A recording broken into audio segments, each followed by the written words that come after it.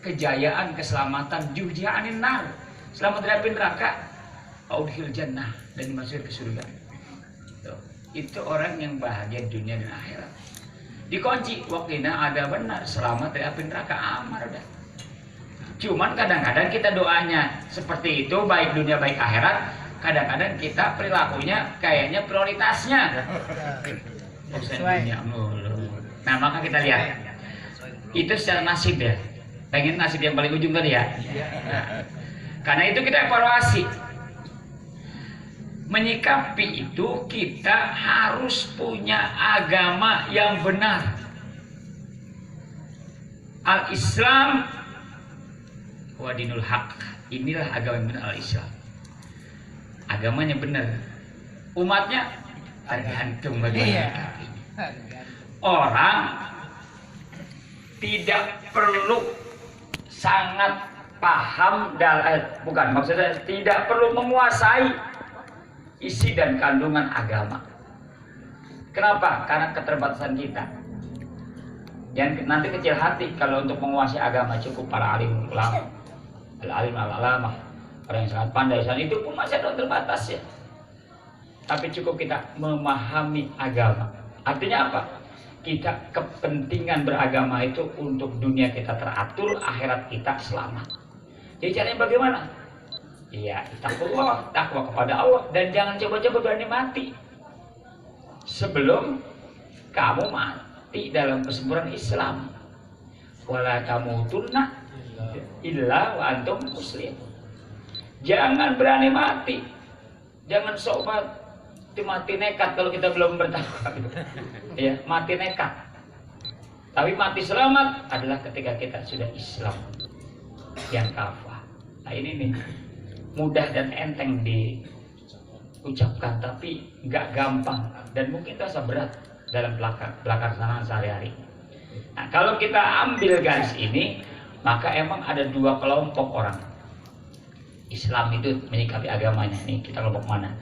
Yang pertama ada yang dinamakan waladina jahadu fina, yaitu orang-orang yang sungguh-sungguh dalam agama. Dalam agama kami, kalau dalam jalan menuju kepada kami, kata Allah, itu sama juga agama kami. Karena agama inilah yang bedoi. Jadi golongan pertama orang yang sungguh-sungguh. Sementara ada yang dinamakan adalah alladzina takhudhu dinahum la'ibau wa lahwa wa gharrathumul hayatud dunya. Golongan yang kedua adalah orang-orang yang menjadikan agamanya hanya permainan, senda gurau, bohong-bohongan para Islam. Karena kenapa? Mereka terjebak dalam kehidupan dunia. Dan memang kalau kehidupan dunia itu zuina linnasi hubbus syahawati minan nisa wal banin wal qanatiril muqantarati minaz zahabi wal fiddah wal khairil musawwamah wal an'am wal hars. Dzalika matal hayatid dunya. Indah dalam kehidupan dunia itu berbagai macam panoramanya.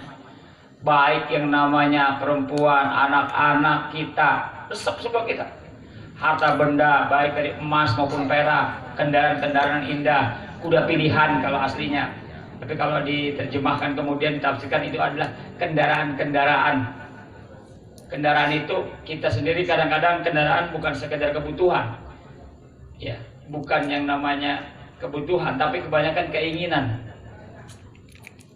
Apakah kita itu termasuk di dalamnya yang namanya I need, kebutuhan, atau I want, keinginan? Bergaya dikit. Understand? Aku mau daftar.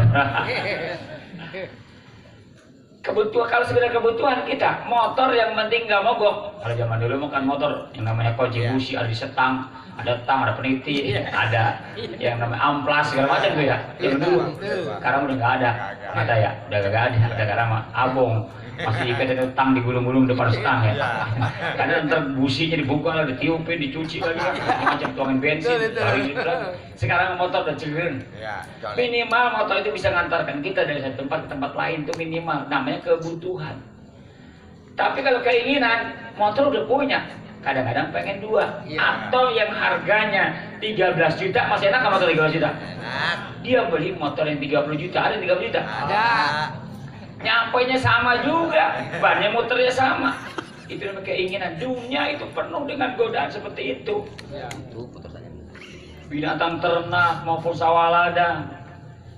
Itu ada perhiasan kata Allah. An-Nisa ayat 14 kalau nggak salah. Kalau salah cari aja. Kemudian kul a'unabbi'ukum bi khairi min dalikum. Mau nggak kamu aku kasih tahu kata Allah yang lebih baik daripada dunia yang kayak menarik itu? Mau tahu nggak? Apa itu? Yaitu lilladzina taqaw inda rabbihim jannatun tajri min tahtihal anhar khalidina fiha wa azwajun mutahharah wa ridwanun minallah. Yaitu kalau aku kasih tahu ada yang baik dari itu, bahwasanya bagi orang-orang yang bertakwa berarti harusnya tetap baginya ada surga nanti yang mengalir bawahnya air sungai kekal selamanya, dan ada istri-istri yang bersih, azwajum mutahharah, suci. Bisa jadi kalau suci itu, kalau di sini saya cakep-cakepnya bintang film masih kentut juga, perutnya mules masih diol juga. Ya kalau walaupun cantik, coba kalian nongkrong di WC ditinggal sama dia nggak disiram, kita lihat bekasnya. Coba tetap cantik banget. Ya. Tetapi nanti di sana insya Allah tidak ada hal seperti itu. Selalu remaja. Remaja itu ukuran berapa remaja itu? Yang sedang semangatnya. Pokoknya sebelum 30 kalau kayak Ustadz Basir remaja ya. Beda. Selalu semangatnya, semangatnya. Bang Martin masih semangat Bang Martin ya. Iya, semangat. Itu ditawarkan, dibilangin, diinformasikan. Qul a'unabbi'ukum bi khairin min dzalikum. Ya. Jadi semua kita mau begitu ya. Makanya jangan terjebak. Kita pikir kita orang sungguh-sungguh dalam agama, tapi ternyata ada cuman main-main saja. Lantas sebagai bagian akhirnya apa atau yang bagaimana yang serius dalam agama? Setelah dianalisa di antara sedemikian banyak unjuk kesungguhan beragama, setidaknya ada 5. Ada nggak menteri kita 5 nih? 5 ini sering kalau saya singkat itu kalau dulu mutamudai, sekarang itu bukan bahasa Arab, cuma singkatan ingetan aja atau mancing. hatta mudai. Hatta mudai. Hatta mudai. Ada berapa tuh? 5 kan? Hak yang pertama, hak tuh. Itu adalah hafidhus sholah. Yang menjaga sholat, memelihara sholat. Kalau al-hafiz Quran itu penjaga, hafal itu termasuk yang menjaga Quran. Oh ini salah, ini dijaga. Kalau kita nggak punya hafiz, ya masya Allah Quran kita, nah itu memang dijamin Allah. Kita nggak bahas ke sana. Yang penting ini hafiz sholat. Orang yang memelihara sholat itu akan dijaminkan surga Firdaus. Lihat dalam surat Al-Mu'minun. Wa ala sholawatihim yuhafizun, dan terhadap orang-orang yang menjaga sholatnya. Apa? Yaitu alladzina yarisunal firdaus, yang akan mereka diwariskan surga Firdaus, hum fiha khalidun. Janji Allah mereka abadi selamanya. Firdaus jaga sholat walaupun sebelumnya tuanya, ya menjaga sholat. Bentuknya apa jaga sholat ini? Masih ada 5 lagi. Bentuk jaga sholat, penjaga sholat, memelihara sholat itu 5. Bapak kalau punya ayam, antara ayam liar dengan ayam dipelihara, beda nggak cara ngurusnya? Beda. Kalau yang namanya meraya ayam, diperhatikan makannya, diperhatikan pitiknya, dimakan tikus apa enggak, benar-benar diopain banget tuh, dijaga bener-bener. Kalau belum juga dijaga itu, kalau belum rapi kayaknya belum bisa tidur, dirapiin dulu sampai rapi, makanya udah tutup pintunya, baru dia tidur enak. Artinya apa? Sholatnya dijaga banget. Nah, cara menjaga sholat itu ada 5. Nah, ada nggak sama kita? Kayaknya di mukanya muka ada sih. Ada namanya. Ada sih, Penjaga sholat semua namanya. Kalau nggak jagain orang sholat. Nah. Jagain. Yang pertama adalah wajah sawina, singkatannya wajah sawina. Banyakan apa repot nih. Tapi yang penting ingat, wahnya itu adalah perkara waktu. Waktu. Perhatikan waktu. Ada 3 golongan. Ada yang dinamakan menunggu waktu, ada yang masuk waktu, ada yang ditunggu waktu. Kalau kita tahu tadi, sholat itu waktunya tahu. Johor biasanya jam sekian, paling biasa jam sekian. Maka udah jam sekian, dia udah siap-siap mandi mungkin. Sudah rapi, karena sebentar lagi ajan. Namanya menunggu waktu. Jangan sampai merasa rugi. Rugi banget, belum juga ajan, rugi banget sini. Masih bisa ngerjain satu anu aja, menunggu. Kalau ditunggu, kalau masuk waktu, begitu ajan, Allahu Akbar, alhamdulillah ajan, baru jalan. Itu masuk waktu. Nah kalau misalnya udah lebih masuk lagi, qomat sholat. Itu sholat ya akan mau dimulai. Ya udah nggak kompromi lagi. Udah, itu udah masih masuk waktu. Tapi bagaimana kalau udah masbuk? Ditungguin waktu, Pak. Johor 4 rakaat, udah ada 2 rakaat. Ini kadang-kadang pura-pura sengaja. Wah, dia imamnya panjang banget. Tadi dulu lah. Rakaat yang ketiga baru gue ikut. Kadang-kadang baca sholatnya panjang banget. Masih ada terdapat itu, rorak-rorak dia. Apalagi kalau taraweh. Taraweh kalau kita perhatikan ya, ketika Bilal sudah mengakhirkan panggilannya, pada berdiri, masih ada yang ngeliat aja dia di bawah. Kalau sebelum Imam Romani mau ruku, mah dia belum ngikut itu. Yang pakaian rukunya kehitung. Baru diri pelan-pelan, nggak ngejar. Padahal takbiratul ihram punya nilai sendiri. Dalam sebuah riwayat, Sayyidina Umar bin Khattab ketinggalan sholat berjam bersama Rasul. Salah satu riwayatnya ada cuma ketinggalan takbiratul ihram. Allahu Akbar. Dia belum datang. Begitu nyesel, begitu ngajo dia. Ketinggalan beliau itu dengan Rasulullah ketika sholat jamaah di takbiratul ihram. Maka kemudian besoknya dia marah-marah kepada yang menyebabkan dia terlambat. Apa itu? Yaitu dia silau dengan hasil daripada kormanya, kebun kormanya. Nih gara-gara kebun korma nih, asik-asikan nih, ketinggalan saya nih sholat sama Rasulullah. Kalau gitu besok saya jual. Dijual benar kebun korma tuh. Dan kemudian uangnya nggak diambil, diinfakkan ke Baitul Mal. Gara-gara sholat ketinggalan, kebun dijual. Ada nggak gara-gara begitu? Ada gara-gara jual kebun, urusan sampai sore, sholat ketinggalan. Ini yang dijual bukan kebun dia lagi, kebun orang. Cuma calon. Ya, gua tinggal ini. Nah, gua nggak dapet ini. Ditungguin. Ya. Ada calon lah 5%, katanya malah mikir lagi gara-gara kejadian calonnya juga itu kadang-kadang pas lagi ini yang calon orang sono, calon sini enggak besok beda. Itu namanya menjaga waktu sholat. Apalagi kalau sampai di luar Johor, masuk asar dia baru Johor, wah itu udah ketinggalan waktu sholat. Boleh ketinggalan waktu sholat tapi nggak sengaja. Bagaimana? Tidur atau lupa atau pingsan tuh boleh. Johor dia ketiduran, tidur di jam 11, jangan tidur di jam setengah 1, tidur jam setengah 11, setengah 12, saking ngantuknya tidur 12, nggak ada yang bangun jam 4, boleh nggak Johor, cuma harus dibayar, bayarnya utang, namanya kodok. Kalau yang tadi tunai kan begitu. Kenapa utang? Lah iya karena waktu asar waktu habis dikerjain di asar, utang dia. Man dulu dikerjain, utang dulu kerjain, tuh pakai belagu ngerjain asar dulu, Johor belum beres, duluan tuh, ya kalau bayar utang. Jangan bahas dengan qasar dan jama', itu lain lagi nanti kajian sama kiai. Waktunya, setelah waktunya apa? Wajah jamaah, mengejar jamaah. Di mana jemaah dia kejar, dia usahakan, terutama di masjid. Waduh, hampir Johor nih. Kejar cari masjid berjamaah, dia merasa rugi kalau berjamaah. Tuh kayak kita semua ya. Iya. Di mana-mana tuh masjid kita pokoknya sampai nggak muat gitu. Ngejar jamaah semua itu jadi cirinya. Wajah syarat rukun, perhatikan betul-betul. Dia ngerti syarat rukunnya nih, karena itu ngaji syarat rukunnya.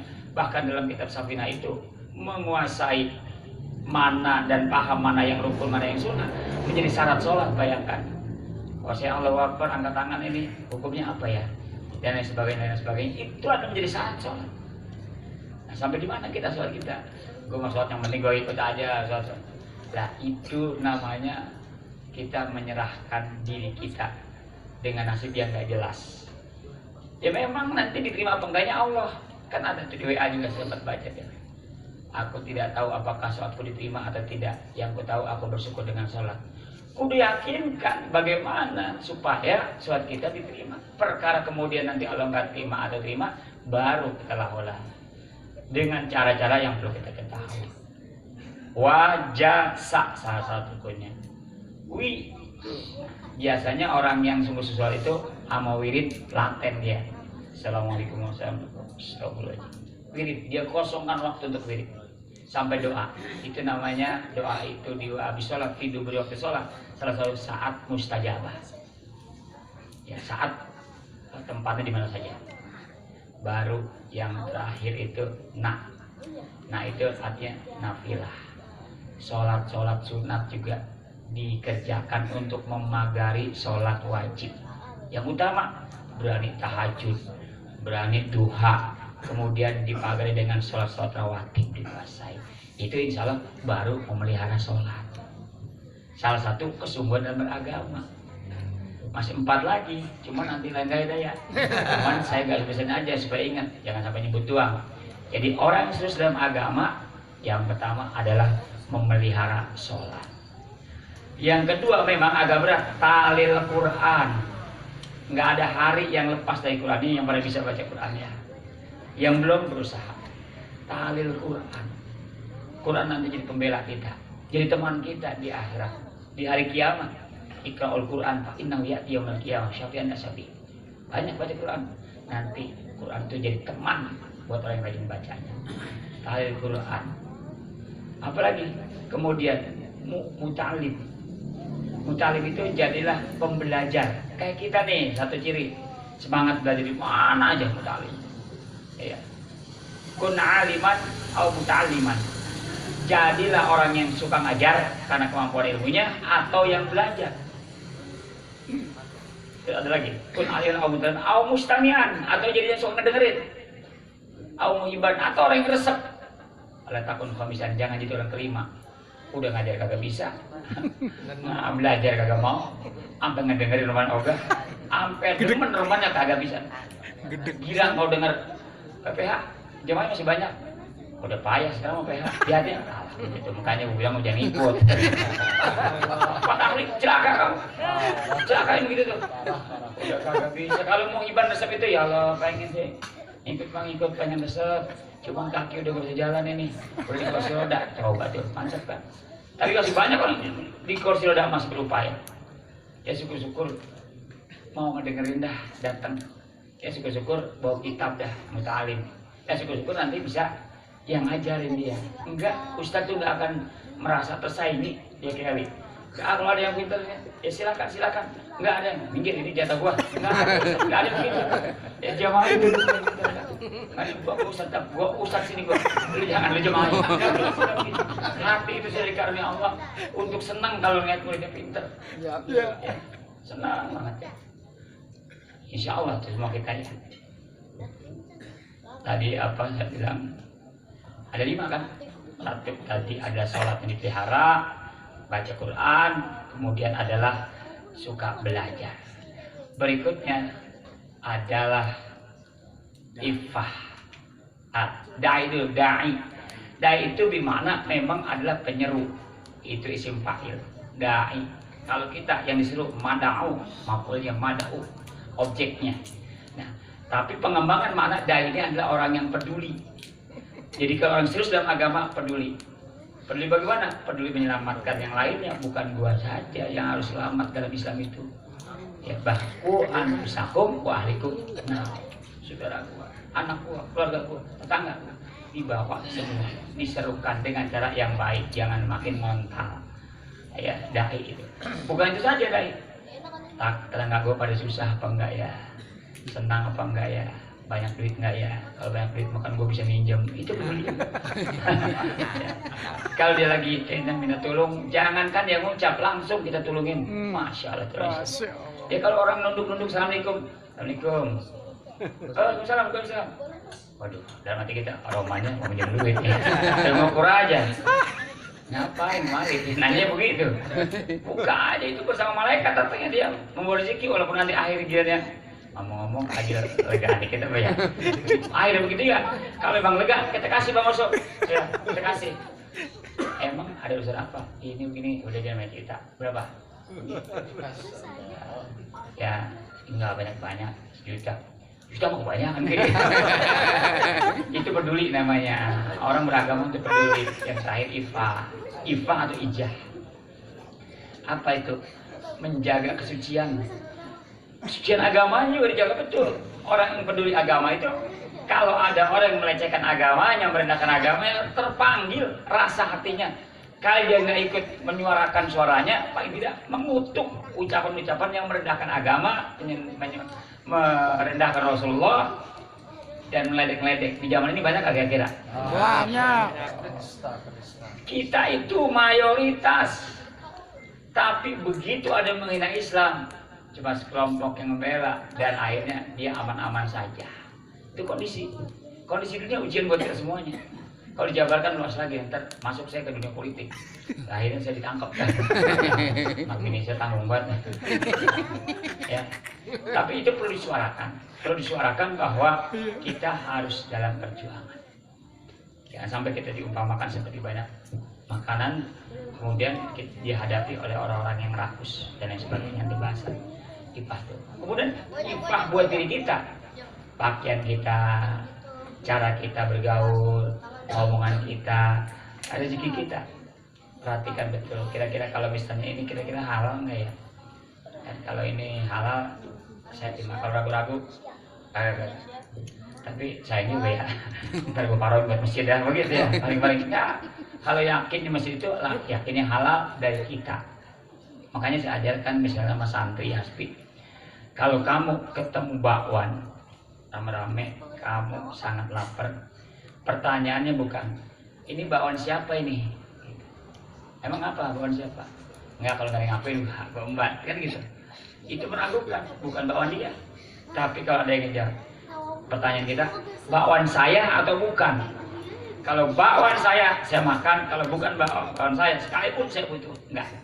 Itu pelajaran awal yang perlu ditanamkan kepada manusia muda, yaitu tidak menikmati apa yang bukan miliknya. Itu akan menimbulkan ketidaknyamanan dalam kehidupan ketika kita termakan hal-hal yang subhat, apalagi yang halal. Jadi jamaah sekalian dimuliakan Allah, dalam rangka haul Ibu Ustazah Wati Astuti ini kita mendapatkan ilmu, mudah-mudahan ada perubahan, maka nilai pahalanya bukan saja buat kita. Asbabnya keluarga Bu Wati juga kebahagiaan, Bu Watinya juga kebahagiaan, dan itu semua kebahagiaan kebaikan. Mudah-mudahan ada perubahan lah kehidupan kita ke depan ini. Jangan sampai terus begini. Kenapa? Kemampuan kita makin turun, makin lama makin lemah, kesempatan makin sempit. Mudah-mudahan Allah kita dikaruniakan kita panjang umur, sehat dan taat, dimudahkan dalam segala kebaikan-kebaikan. Bismillahirrahmanirrahim. Allahumma yassir lana umurana fi dinina wa dunyana. Allahumma yassir lana umurana fi dinina wa dunyana. Sekali lagi, 1, 2, 3. Allahumma yassir lana umurana fi dinina wa dunyana. Itu penutupnya, semoga dipakai. Ya Allah, mudahkanlah urusan kami dan urusan agama dan dunia kami. Bereskan ya kalau gitu. Demikian, terima kasih untuk doa berkenan kepada siapa? Ya, beliau ya. Semoga kita aminkan semua untuk segala tujuan Sahibul Hajat ini Allah kabulkan. Sekian dan terima kasih. Wassalamualaikum warahmatullahi wabarakatuh. Waalaikumsalam.